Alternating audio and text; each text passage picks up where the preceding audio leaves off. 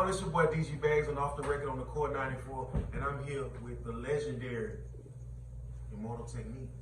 How you doing? Now I got a partner that says there's two rappers in the world, and there's everybody else. There's MF Doom, and there's Immortal Technique. How do you feel coming here to Houston?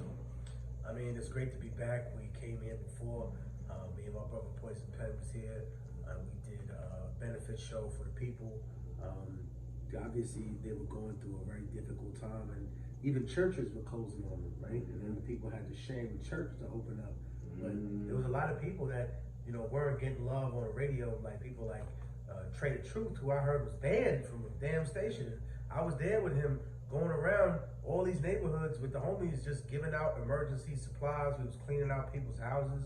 We were buying supplies for people. So they definitely showed me a lot of love. They'd be like, "What are you doing here?" And I was like, you know, even random people. We seen Trinidad James driving a dump truck with food in it. Like, it was crazy. It was just like everybody pitched in and showed love. So it just felt good to be back here and get that love reciprocated. We had a packed out house tonight. You know what I mean? I saw a lot of people, you know, who were definitely, you know, blown away. But I think what was weird about Houston is, you know, they got a little starstruck on me afterwards. People were like, "Is that really you?" Yeah. They came up to me and they shook my hand. It's like, "Is this really you?" And I was like, "Come on, man. I ain't sent out no stunt double to sign autographs." You know what I mean? Like, come on, man. But yeah, it definitely feels good to be back. And you know, tonight we had K Reno, local legend, you know, fucking straight up monster, and just a good dude all around. So he's on tonight's show, and then he's gonna be on tomorrow night's show as well. So y'all still in Houston? For Yeah, another night? we're gonna stay a little ways out of Houston. Okay. But then after Houston, we'll do Dallas tomorrow. So it's just like the whole Texas affair. And then I think we're gonna slide down to Florida. Man, you got a mean cult following. Did you ever imagine that you have a career this long? Like coming from where you coming from, going in and out of jail, East Coast, Yeah, it was battling when right. it wasn't even, you know. Yeah, it was an interesting time because I remember when I got out the joint in 1999, and I basically hit the streets with a trash bag that looks just like that in the corner, with all my belongings in it. Like, I didn't have shit but that.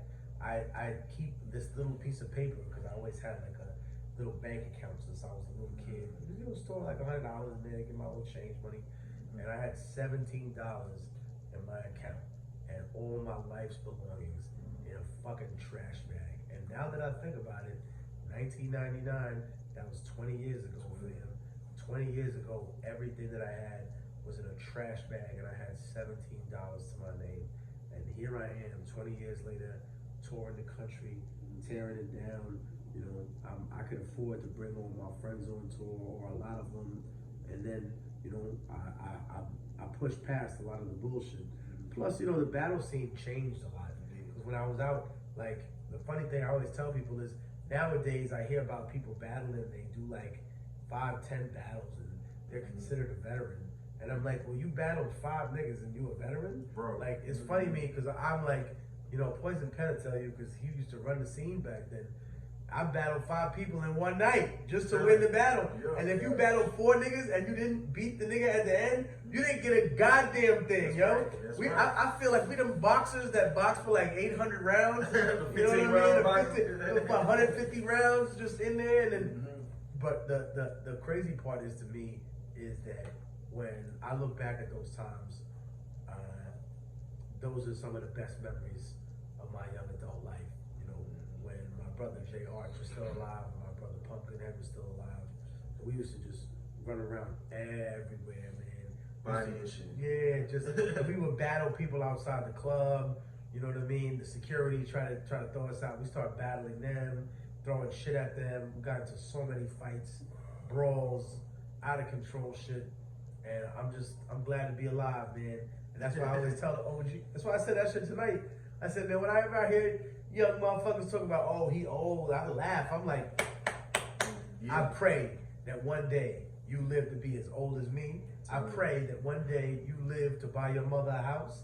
I pray that one day you live to be able to put your sister through school. I pray that one day you be able to look back at a career that has spanned 2 decades of time and say, man, I'm still here. I'm still selling out houses that are decent, good sized venues. We're a warehouse now, national guys. tour. So we doing live shit. So it's like, man, it's just a blessing to still be here. You know, the battle rounds, the battle scene changed too, because now they get to prepare. And where I come from, even down here, we was doing, you always had to have your clip full. That's what I like to say. And then wherever you was at, wherever it was like your round versus mine, you know what I mean? And I used to have to go into other people's neighborhoods. That's when you really was hard, when you can make his homeboys be like, ooh, even though they don't want to, you know what I mean? I know. So that's the difference right now, that unprepared thing, you know. But this is what I want to know, like, do you still obsess over the rhyme? Yeah. To me, lyrics still matter. It still torment you? I have to sit there and really bar it out. Mm-hmm. Like I have to sit down and meticulously write and put stuff together. Mm-hmm. But I think in terms of how the battle scene changed, one thing that's important is that when I was coming up, it wasn't just that you battled to win, but the first battle I ever did when I came out of prison was thrown by a group of people I knew called Wax Poetic. Okay. And they used to bring people back after the battle if you won, so that you could perform. And my brother Poison Pen had that shit at hook.com. They had lots of battles like that. And that was really the staple of the underground. Like, it wasn't just that you battled, it was that after the battle, you would come back and they would say, well, okay, you did a battle, congratulations, but what can you really do besides that? Can you make songs? Like, are you an artist or are you just a battle rapper? And I think that was a big transition for me when me and my brother Poison Ben was talking about this last night, when we finally made the switch over from being a battle rapper, and it was just like, you know what? This is cool, like I love doing this, but at the same time, it's like, nah, I'm built for bigger and better things. Like, I got a book of rhymes, and I know that people keep asking me after the battle, so they would ask me after the open mic, they'd be like, yo, so when your album coming out? When did you first go to a studio and lay it down? I want to say, man, probably like 2000. 2000, I did a song, a record with my brother Mad Soul Desar, a brother from Haiti, a place I actually went to in 2010. Yeah, we did another relief effort out there after the earthquake. I went there with Cormega, my brother Styles. I saw that. And we went there with Wyclef, which is crazy because I can't hear people say no bad shit about Clef to me. Like, oh yeah, I get it, the Yele thing wasn't perfect, but the reality is this, is that I seen Wyclef with 50 Haitian children in his house on little cots, making sure every single one of them got fed. And that's why whenever I see him, and I heard him and Jerry Wonder were beefing, and I was like, man, I seen Jerry Wonder in the studio of Egyptian, and I was like, yo, bro, come on, man. I seen y'all niggas feeding little Haitian kids together. Like, fuck all the bullshit, man. Y'all niggas is brothers. Like, you know, we all fam, and I remember the amount of love I got from the Haitian community when I was out there. But then again, I've always been a person that acknowledges history and says, listen, there would be no Latin American revolution without the Haitian revolution. Heartbreaking experience, but like I relate that to what happened here in Houston. So I did the same thing in Haiti. I went out there and I felt it in my heart. So it was you getting a reputation for that. You was out in Afghanistan too. You say 2010, 2009, when it was the shit was really going down. It was crazy. No protection, no. You just out there. Nah, with mad Afghan. Oh, I have protection. Okay. Like the people. Okay. I ain't roll with no army Navy niggas. Nah, I just had the people with me. Yeah. Well, I mean, I was dressed totally different. I gotta show you a picture of me. You would think I was just one of the Afghans. I had my whole head shaved, bald. I had this beard out to like here. So either I'm from Afghanistan or I'm from Philly. That's what people think. They're like, oh man, what up, man? What up, Philly?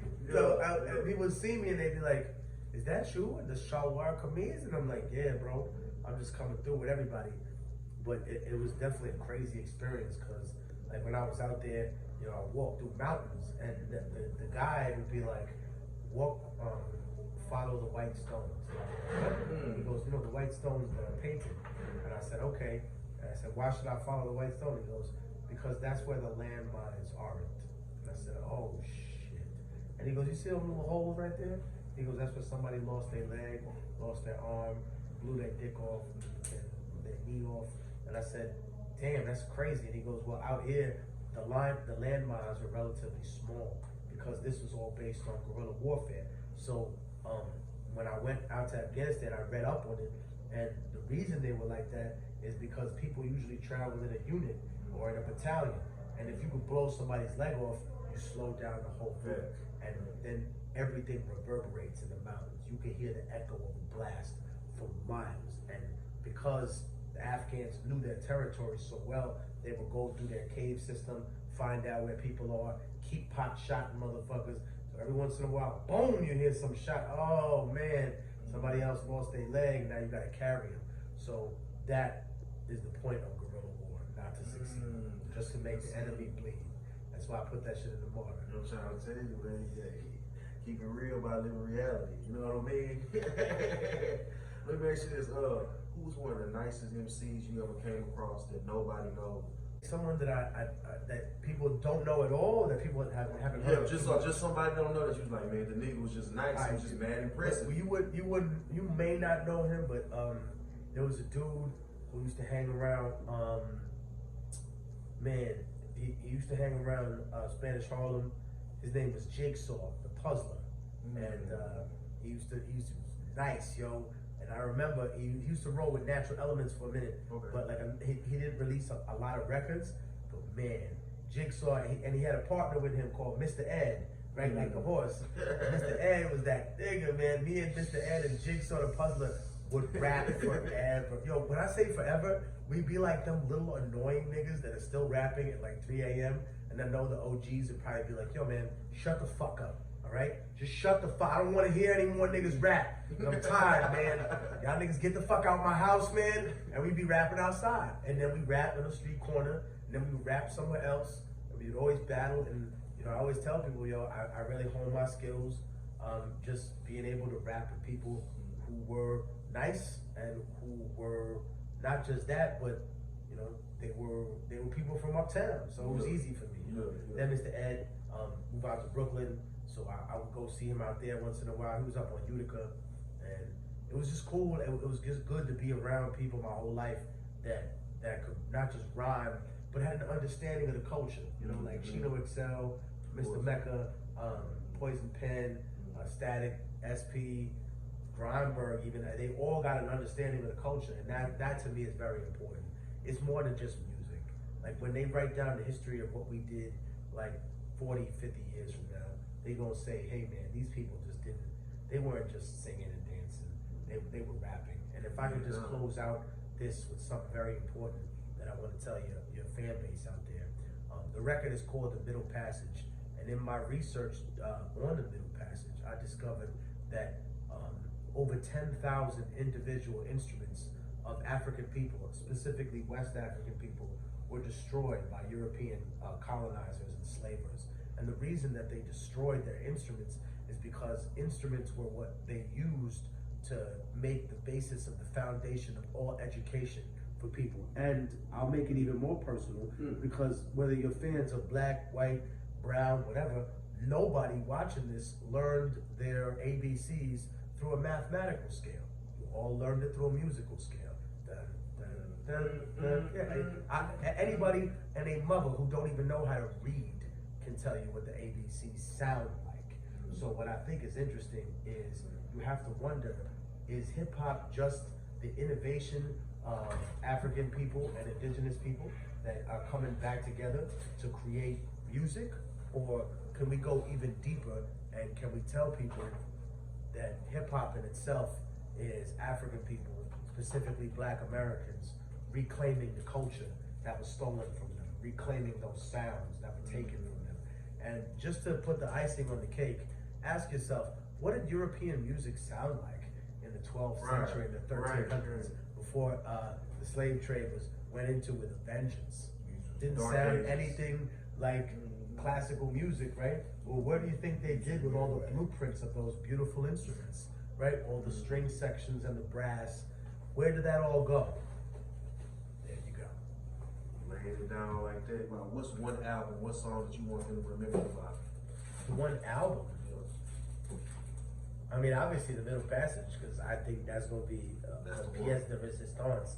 But I would say that, you know, if anybody would take a snippet of anything that I ever said, that I would tell them that rather than believing everything that I said, I want them to question every single thing that they're told. Yeah, couldn't have said it better myself. I love it. Hey, I'm DG Bags. I'm off the record. I'm here with the legendary Immortal Technique on the Core 94. Check us out. Off the record, baby.